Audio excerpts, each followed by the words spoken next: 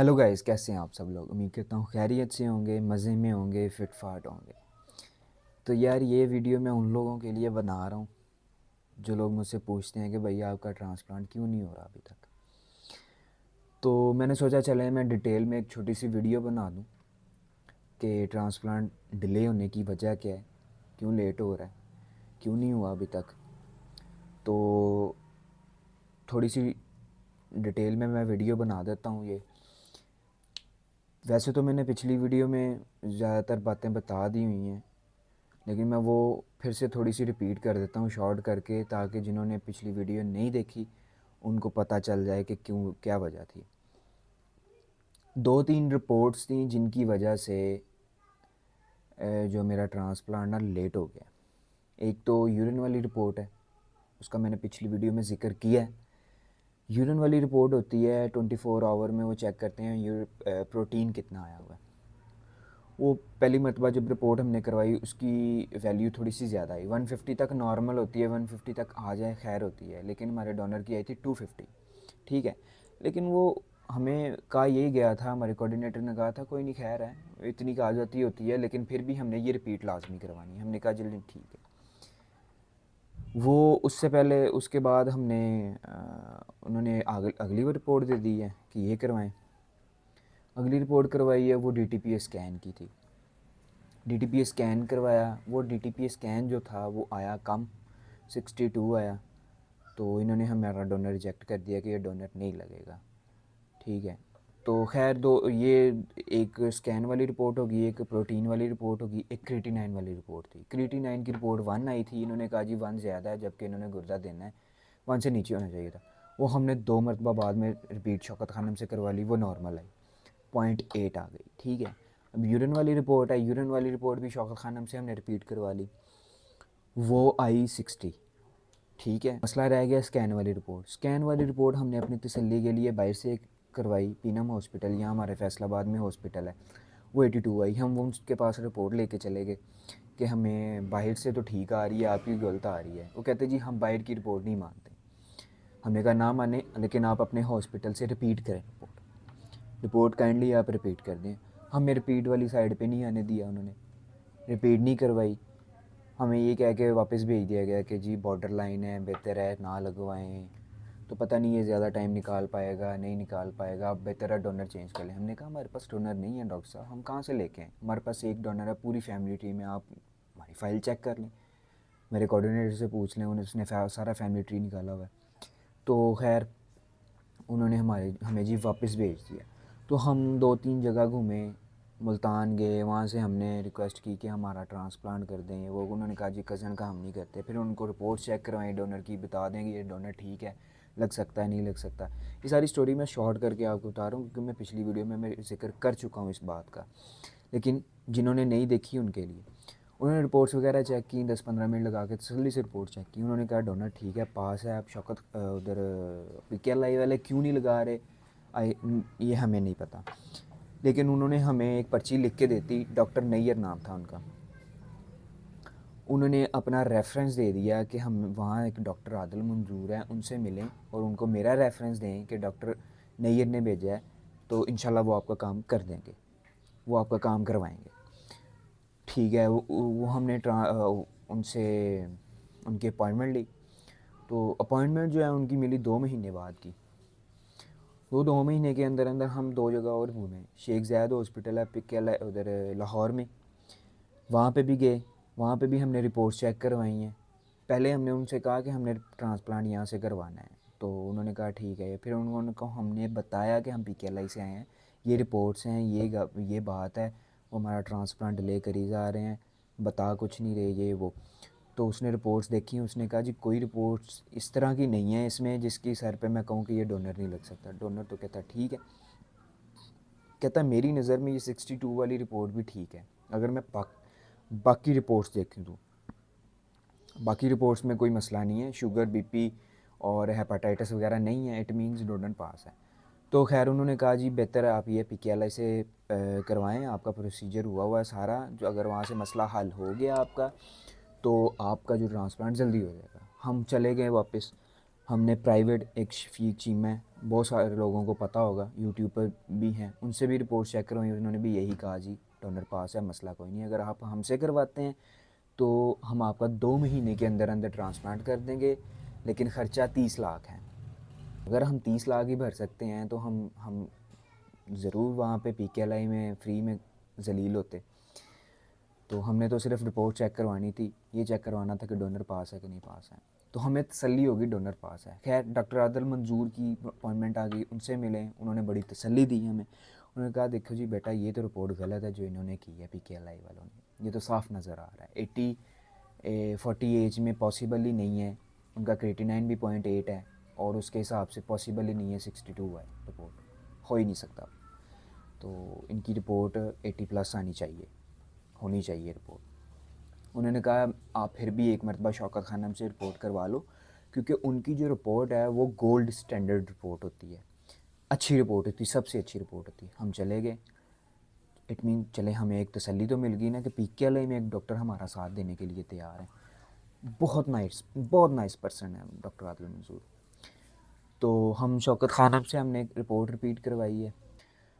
Scan की report करने से पहले उन्होंने क्रिएटिनाइन की रिपोर्ट की। उन्होंने कहा जी पहले क्रिएटिनाइन की रिपोर्ट ज़रूरी है, फिर स्कैन होगा। फिर उन्होंने पहले क्रिएटिनाइन की, वो नॉर्मल आया 0.8, मैंने पहले भी बताया। फिर उन्होंने स्कैन किया, स्कैन माशाल्लाह पीनम वाली हॉस्पिटल रिपोर्ट से भी ज़्यादा है, 84 आ गया। हम आए वापस, डॉक्टर आदिल मंजूर से मिले, हमने कहा जी ये रिपोर्ट आ गई है माशाल्लाह। और स्कैन हुई थी 21,000 की, हमने पैसे पे किए हैं, फिर स्कैन करवाई। तो डॉक्टर आदिल मंजूर ने कहा ये तो बहुत अच्छी रिपोर्ट है, जाओ अपने कोऑर्डिनेटर से कहें कि डॉक्टर आदिल मंजूर ने डोनर पास कर दिया है, आप आगे प्रोसीड करें। तो ये मैं आपको शॉर्ट करके बता रहा हूँ, बहुत बड़े मसले आए हैं बीच में। तो कोऑर्डिनेटर ने बड़ी बातें शातें की जी, डॉक्टर आदिल मंजूर कौन होते हैं, डोनर चेक पास करने वाले, हमने पर पास करना होता है, ये वो हैं। तो खैर हाँ, रोला रूला डाल के हम सर्जन के पास, मतलब हमारी बात चली गई, सर्जन के पास हमारा टेस्ट गया है, उसने भी देख के जी ऊपर लिख दिया DTP स्कैन और यूरिन वाली 24 आवर वाली रिपोर्ट हॉस्पिटल से रिपीट करवाएं एक मरतबा, क्योंकि बाहर की रिपोर्ट्स का बहुत ज़्यादा फ़र्क है। ऑलरेडी 3 मरतबा स्कैन हो चुकी है, अब चौथी मरतबा उन्होंने फिर कह दिया। हमने कहा ठीक है करवाएंगे। यूरिन वाली रिपोर्ट रिपीट हुई है, वो बिल्कुल नॉर्मल फिर आई, 60 आ गई। स्कैन की रिपोर्ट फिर इनकी कम आई है, 64 आई है, पहले 62 थी, फिर 64 आई है। फिर हम हॉस्पिटल गए, हम खैर हमने रोला रूला डाल के हम ना सर्जन के पास चले गए direct, face to face meeting हुई मेरे भाई के साथ उनकी, ठीक है। तो उनकी बातों से लग रहा था कि ये कहना चाह रहे हैं कि ठीक है बेटा हमारी रिपोर्ट गलत है, ठीक है। तो मेरे भाई से इस तरह बात कर रहे थे, बड़े पोलाइटली बात की उन्होंने, बड़ी अच्छी प्यार से गुफ्तगू बड़ी अच्छी हुई उनके साथ। कहते अब मेरे भाई को उन्होंने कहा, डॉक्टर असद नाम है उनका, कहते बताओ फिर मेरा बेटा ट्रांसप्लांट कर दें फिर आपके भाई का। मेरा भाई कहता मेहरबानी होगी आपकी, हम तो यही चाहते हैं कि कर दें। तो उसने कहा, कहते देखो बेटा हमारे जो हॉस्पिटल की रिपोर्ट्स हैं ना, वो 90% जो रिपोर्ट्स हैं वो ठीक आती हैं, 10% रिपोर्ट गलत आ जाती हैं, आप उन 10% के अंदर हो, ठीक है। तो लेकिन फिर भी आप मुझे कहते 1-2 दिन दे दो, मैं डॉक्टर खालिद से मशवरा करके आपको बता दूंगा, ठीक है। डॉक्टर खालिद हमारे सीनियर हैं, उनका नाम हमने पहली मरतबा सुना था, हमने पहले कभी सुने ही नहीं नाम कि डॉक्टर खालिद भी कोई हैं। हमें तो यही था एंड डॉक्टर सर्जन जो जिन्होंने ट्रांसप्लांट करना है वो डॉक्टर असद ही है, इनसे ऊपर कोई भी नहीं। हमने हमारे जहन में यही था। खैर उन्होंने कहा जी डॉक्टर असद से हमें मुलाकात करने दें, उनके साथ मशवरा करने दें, तो मैं आपको सारा बता दूँगा। आप अभी चले जाएँ, आपका कोऑर्डिनेटर 1-2 दिन के अंदर आपको ना फ़ोन पे आपको बता देगा। हमने कहा ठीक है। हम डॉक्टर आदिल मंजूर के पास गए कि ये ऐसे ऐसे, उन्होंने ना डॉक्टर असद का हमें कह दिया कि उनसे पूछ के बताया। उन्होंने डायरेक्ट फ़ोन कर दिया डॉक्टर असद को कि डॉक्टर साहब केस आया है कि बच्चा भेजा था आपके पास, भाई की रिपोर्ट ठीक आ रही हैं, आपकी कम आ रही हैं, तो इसको देखें ज़रा केस को ना, ये मेरा पेशेंट है। तो उन्होंने कहा जी मुझे डोनर कार्ड भेज दें, MR नंबर उनका नंबर भेज दें और 1-2 दिन दे दें, मैं आपको फ़ोन पे इनका कोऑर्डिनेटर इनको बता देगा। हमने कहा ठीक है। वो कहते हैं जी बेटा आप चले जाओ, आपको 1-2 दिन तक बता देंगे फ़ोन पे आपका कोऑर्डिनेटर। ले जी, इस बात को गुज़रे हुए महीना गुज़र गया। रोज़ हम फ़ोन करते हैं कोऑर्डिनेटर को, जी क्या डॉक्टर साहब ने कहा है, बात हुई है, मीटिंग हुई है कि नहीं हुई, क्या मसला है, क्या बात है। कोऑर्डिनेटर कहता है जी मैं आपको कल बता दूंगा, मुझे आज का दिन दे दें, आज डॉक्टर नहीं आए, डॉक्टर सर्जन रूम में है, बैठे नहीं हैं, आए थे जल्दी चले गए हैं। ऐसे करते करते 1 महीना गुजर गया। अक के हम खुद चले गए हॉस्पिटल और गए डॉक्टर आदिल मंजूर के पास सीधा कि डॉक्टर साहब ये बात है, हमारे साथ कोऑर्डिनेट नहीं अच्छा सही से कर रहे हैं और ये महीना गुजर गया, कुछ बता नहीं रहे हमें। उन्होंने डॉक्टर असल को फ़ोन मिला लिया, कहते जी आपके पास केस भेजा था तो आपने कुछ बताया नहीं। उन्होंने जो भी बात हुई है, मेन पता नहीं क्या बात हुई है उनके साथ, जो भी बात हुई है उनके साथ उन्होंने हमारे सामने बात की है फ़ोन पे, लेकिन उन्होंने क्या कहा हमें नहीं पता। लेकिन उन्होंने हमें ये बता दिया कि जी जो मेन डॉक्टर असद है ना, अब उन्होंने ये कह दिया है कि आप स्कैन की रिपोर्ट रिपीट करवा लें और बेहतर ये है कि ईद के बाद करवाएं। रोज़े चल रहे हैं, डोनर मेरा रोज़े रख रहा है तो ऑब्वियसली पानी की कमी हुई होती है, डिहाइड्रेशन हुई होती है, तो स्कैन तो कम आएगी अगर रमज़ान में करवाएंगे तो। और उन्होंने मेन मसला ये बताया कि जी हमारे जो ट्रांसप्लांट है ना वो रुके हुए हैं रमज़ान का करे के। पी होटा अदारा है, उसमें थोड़ा सा मसला चल रहा है हमारा। पी होटा हमारा यहाँ पे एक अदारा है जो अप्रूवल देता है, फ़ाइल बन के हमारी चली जाती है वहाँ पे, तो उन्होंने अप्रूवल देना होता है कि हाँ जी ठीक है पास है, इसको करते हैं। थोड़ा सा वहाँ पे भी मसला चल रहा है, लेकिन आप फिर भी रिपोर्ट रिपीट करवाएं। कहते हैं इंशाल्लाह ये आपकी रिपोर्ट ठीक आएगी। डॉक्टर डॉक्टर आदिल मंजूर हमें कह रहे कि इंशाल्लाह रिपीट अच्छी आएगी, रिपोर्ट ख़राब नहीं आएगी, आप ये ईद के बाद बेहतर है ये करवाएं। तो हमने कहा जो ठीक है ये भी करवा लेते हैं आपके कहने पे। वैसे तो हमने आपके कहने पे शौकत खान की रिपोर्ट भी करवाई है डॉक्टर साहब। तो कहते यार वो आपकी एक्सेप्टेबल है, वो रिजेक्ट वाली रिपोर्ट नहीं है। लेकिन अब मेन डॉक्टर ने कह दिया, शक निकालना है उन्होंने। ठीक है, तो हमने कहा ठीक है जी डॉक्टर साहब हम रिपीट करवाएंगे, ठीक है ईद के बाद रिपीट करवाएंगे क्योंकि हमारे पास और कोई रास्ता भी नहीं है। तो ये बात है, इतनी सी बात है, एक किनारे पे हमारा ट्रांसप्लांट अटका हुआ है। मैं कहता हूँ ये चाहे ना तो अल्लाह ताला इनके दिलों में रहम पैदा करे, ये 1 महीने के अंदर अंदर मेरा ट्रांसप्लांट कर सकते हैं।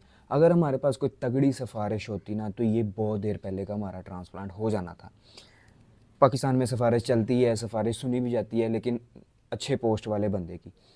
तो खैर जो मेरा डोनर है अल्लाह ताला उसको सलामत रखे, उसको सेहत तंदुरुस्ती दे। मैं कहता हूँ कोई सखा भी इतना साथ नहीं देता जितना वो मेरा साथ दे रही है, ठीक है। तो वो तो ये कहती हैं कि मैं भी तब तक नहीं बैठूँगी जब तक तुम्हारा ट्रांसप्लांट नहीं हो जाता।